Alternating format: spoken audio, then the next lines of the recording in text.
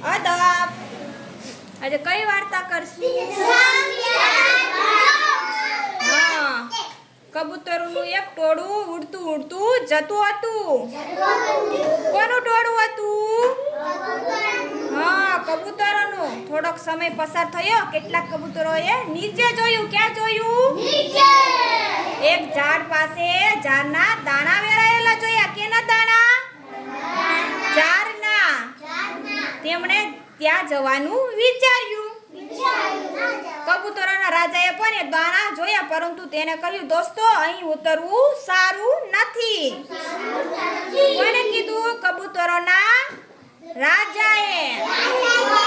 મને આમાં કપટ જણાય છે. જંગલમાં આટલા બધા દાણા ક્યાંથી હોય?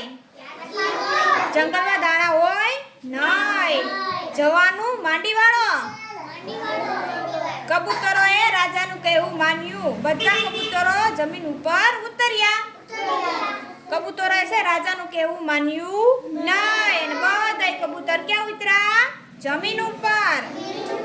ચપ ચપ ઝાડના દાણા ચણવા માંડ્યા. અને આજુબાજુ જોયા. આજુબાજુ જોવાનું ભૂલી ગયા. બરાબર એ જ સમયે તેમના પર ઝાડ આવીને પડી. બધા કબૂતરો ઝાડમાં સપડાઈ ગયા. દૂરથી એક પારધી આવતો જણાયો. બધા કબૂતર ગભરાઈ ગયા. કબૂતરોનો રાજા બુદ્ધિશાળી હતો. કેવો હતો? બુદ્ધિશાળી. ધીરજ કરી બધા કબૂતરોને કહ્યું, ગભરાશો નહીં, હિંમત રાખો. બળથી સઘળા કામ પાર પડે છે.